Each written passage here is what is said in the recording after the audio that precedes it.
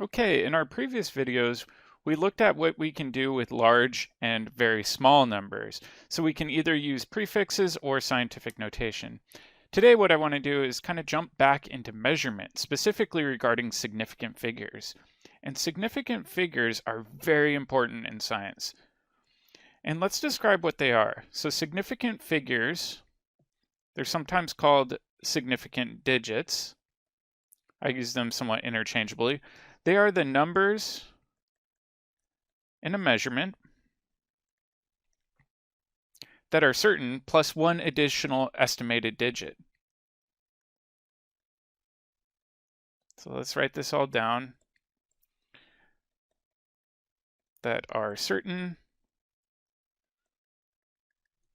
plus one additional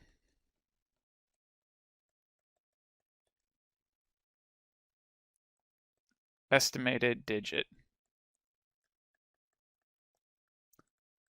And so what I want to do is actually pull up an example for you. So let's go ahead and pull up this example right here. I'm going to slide it over. So in this example, I've got two different rulers drawn out. So let's focus on this one over here. And what I want to measure is how long that blue square is. So if I look at the certain units are shown with these hash marks, right? So we know that this measurement is definitely going to be between 1 and 2. That's absolutely certain. We're positive of that. But we want to estimate one digit beyond that. So in this case, I would go ahead and in this one, say that this would be whoops, let me change the colors here. This would maybe be about here. I'm just going to call this about 1.8. And so when I look at this, I'm confident that it's between 1 and 2, so this is certain. Where over here, this 8 is estimated. It doesn't matter if you're exact with that, it's just an estimation, right? So in this case, I'm just estimating as best as I can. Let's take a look at this second problem over here. So in this one, you can see the ruler looks kind of different this time, right? So in this case, we've got hash marks at each of these different positions here, right? And so if we count them all out, we can tell that these are actually tenths place hash marks, right? So we've got 1.1 all the way up through 1.9. So let's go ahead and look at this. So if I go ahead and look at this pretty carefully, I would say that, hey, this is kind of falling down in between those two values. So it looks to me like it's definitely between 1.8 and 1.9. That is certain to me. So what I could do is I could say, well, this would be 1.8. This section right here is certain. However, we need one additional digit. In this case, it looks like it's kind of in between. So I'm just going to say 1.85. And this 5 is just my estimated digit. So as you can see, this measurement over here on the left, the 1.8, is going to be less precise than the one on the right. And we can show that by showing the proper number of significant figures. So the significant figures give you a level of certainty in your measurement. The fewer significant figures you have, the less certain you are. The more significant figures you have, the more certain you are. So let's take a look at some general rules for sig figs.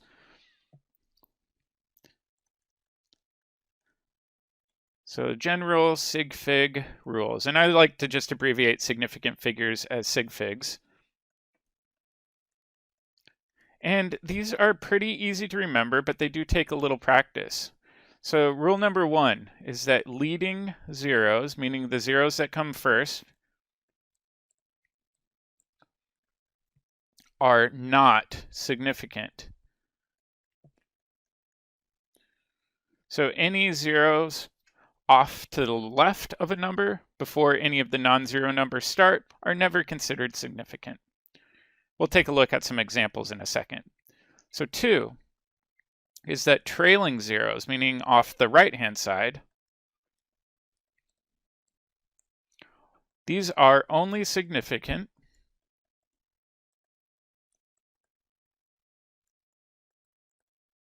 if there is a decimal shown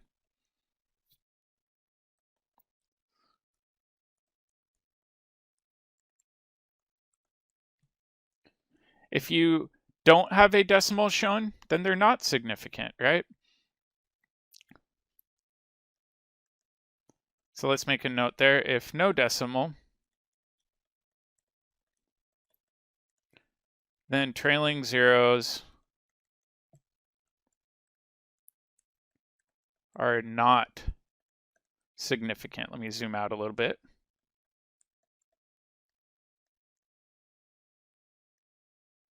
Okay, so that's rule 2. And then rule 3 is that buried zeros, meaning any zeros between non-zero numbers, are always significant.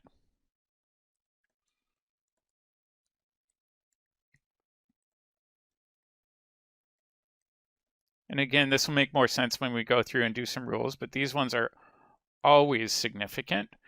And then last but not least, this one's the easiest in my opinion, any non-zero numbers are always significant. It's that rule 2 that tends to trick a lot of people up because it depends on whether a decimal is present or not. All right, so let's go ahead and do some examples down here. And I'm just going to write out a few different ones, and then we'll practice. Okay, so my first number is going to be 0.000, I don't know, 52000134000. All right, so first things first, let's check number 1 up here. Leading zeros are not significant. So these ones are not counted. Okay, so we've checked that. Those are my leading zeros. Now we'll go over to 2. These trailing zeros are the ones that are at the very far right. So for example, these are trailing zeros because they're off to the very, very far right. The question is, are these significant? Well, in this case, I do have a decimal shown right there. So these would be considered significant. So I'll go ahead and say significant due to decimal. And then I would go to 3 down here, and number 3 says buried zeros are always significant. So over here, I would say that these are significant because they're in between non-zero numbers. So these would be the buried zeros. And then last but not least, number 4 says non-zero numbers are always significant. So I would go ahead and say, well, the 5 and the 2 must be significant. And then over here, these would be significant as well. So if we count the number of significant digits we have, we would be able to say that, hey, all of these right here must be significant. So I've got 1, 2, 3, 4, 5, 6, 7, 8, 9, 10. So I've got 10 sig figs in this number. All right, let's do another one. I've got 102.000.1500. So let's start at number 1.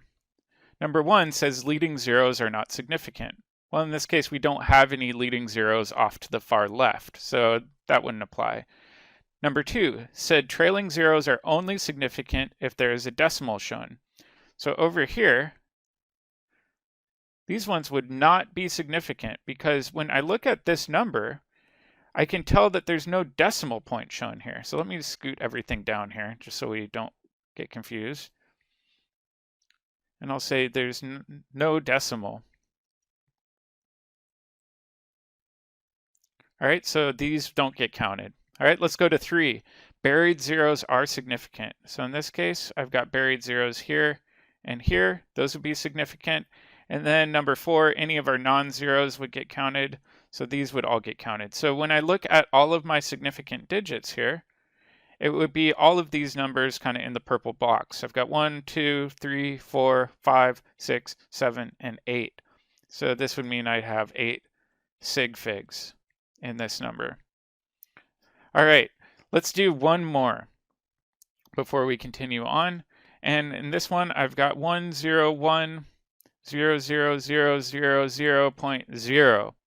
All right, so number 1 is look for leading zeros. Again, we don't have any, so we're not worried about that. And then 2, we would say, all right, trailing zeros are counted, but only if there's a decimal. So the fact that I've got a decimal right here means that we want to count all of our trailing zeros. So this one means that we get all of these counted. So this would be significant. Next, we'd say buried zeros count, so that one would count.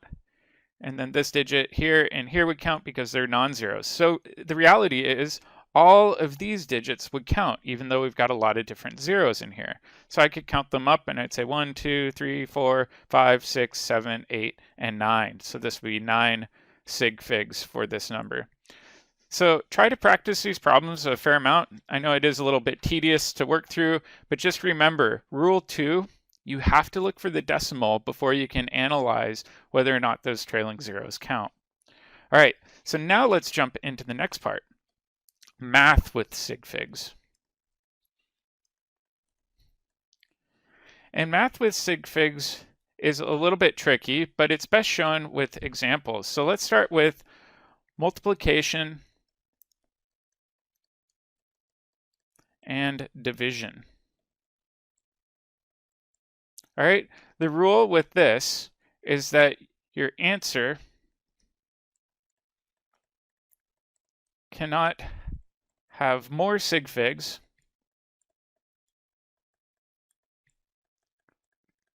than your number with the fewest sig figs. Oops. So let's see this in practice. So let's do, I don't know, 5.3 times 6.31. So if you go ahead and type this into your calculator, you'll get a number answer, right? And this number answer is going to be 33.443. But when I go through and I look at the sig figs of each of my starting numbers, I would say, well, this one has 2 sig figs, right? So I'll just write 2SF. So 2 sig figs here. And then this one has 3 sig figs. So we can tell that we're going to be limited by the 2 sig figs from this number. That's going to limit us here. So what I need to do is I basically need to chop all of the digits off that aren't significant in this answer, which means that our final answer, instead of being 33.443, is just going to be 33. That way this final answer also has 2 significant figures. All right, so that makes more sense when you see it written out, but let's quickly do another one with division. So let's say we have 5.5, and I'm going to divide this by 7.31. Again, if you did the answer in your calculator, it'd be 0.75239391. If I look at my starting numbers, this has 2 sig figs. Sorry, my S's are looking like 5s lately. So 2 sig figs. And then over here, this has 3 sig figs. So we can tell that 2 is going to limit us here, which means that we can only use 2 of the significant figures here. But remember that trailing 0 doesn't count as significant. So when we go through to get our final answer, this would just be 0.75, because 0.75, when we look at it as a number with sig figs, only has 2 significant figures. So this is following the multiplication rules. All right, let's continue on and do the math with addition and subtraction.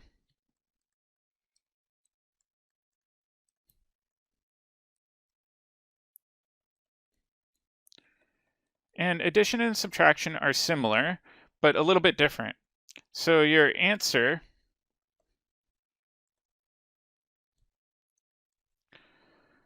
will have the same number of places,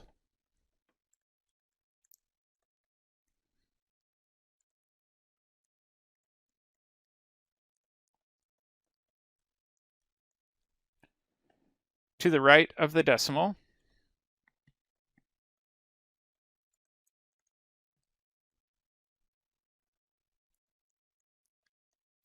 and I'm going to kind of abbreviate this, where places right of decimal, we're just going to abbreviate this as, let me zoom out a little bit, PRD. just so it's a little bit easier to see and do the math later on. And then let's finish this up as the measure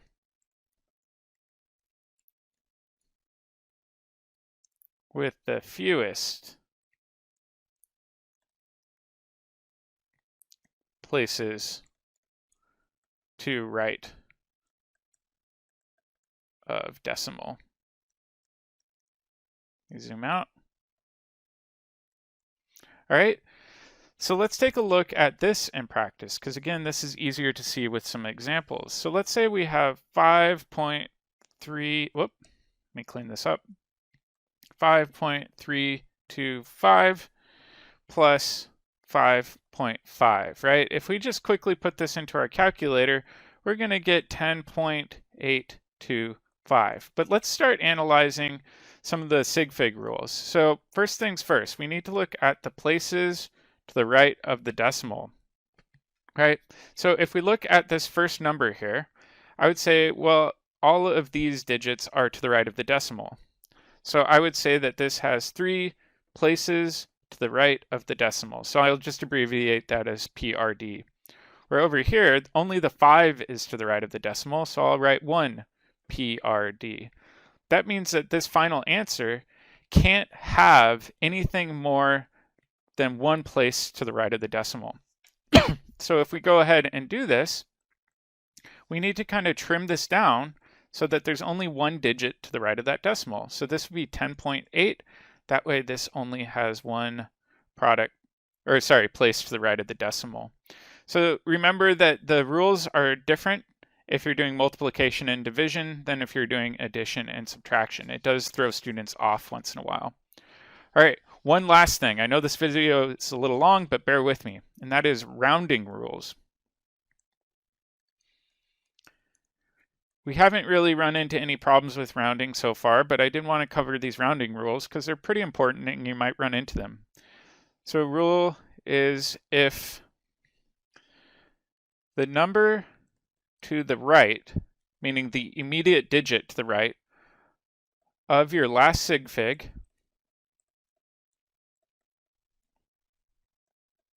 is 5 or greater, then round your last sig fig up by 1. All right. The second one is kind of similar, and that is if the number to the right of your last sig fig is less than 5, do not change your last sig fig. Just leave it alone. So let's take a look at the examples we did before. So let's scroll up. So you see how 8 right here was our last sig fig according to our addition rules. That means that the number following it was a 2. Because it was less than 5, we just left the 8 alone. Let's go back up and look at this one up here. So our last sig fig for the top example, so let's focus in on this one right here. Our last sig fig was 3, which means that the 4 was less than 5 and we left it alone. All right, let's do this one. The 5 was our last sig fig, which means we would look at this 2, but because it's less than 5, we just left it alone. So most of the time, or I should say half the time, you're really just going to be left with nothing to do with rounding. But let's take another example here. In this example, let's imagine that we measure 2 lengths, right? And we've got one length that's 50 meters, and we're going to multiply this by a second length that is also 50 meters. Well, if we look at it, right, we've got a measured value here with only 1 sig fig. This sig fig is for the 5. We don't count that trailing 0 because there is no decimal. And then over here, exact same thing. We've got 1 sig fig for this value. Okay, so if we do the math on this, we get a value out of our calculator that is 2,500 meters squared. However, we can't have 2 sig figs. So we would say this needs to be just 1 sig fig. However, because this is 5 right here, we're going to round up. So let's just write a note, we're going to round up, which is kind of weird because that means that the answer, if we're following sig fig rules for this one, is going to be 3,000 meters squared, not 2,500 meters squared. So even when you're looking at these, sometimes you have to double check the sig figs and ensure that your final answer has the appropriate number of sig figs for the given problem. The other thing to remember is if you're dealing with absolute numbers, meaning numbers that weren't measured, you don't need to follow any of the sig fig rules. So for example, if I had 5 apples times 5 buckets, each containing 5 apples, that would just be 25 apples because we're not estimating apples, we're actually counting them. So when you have absolute things that are being counted, you don't need to follow any of the rounding rules and you don't need to follow any of these math rules. All right, I hope that helps, but let me know if you have any questions.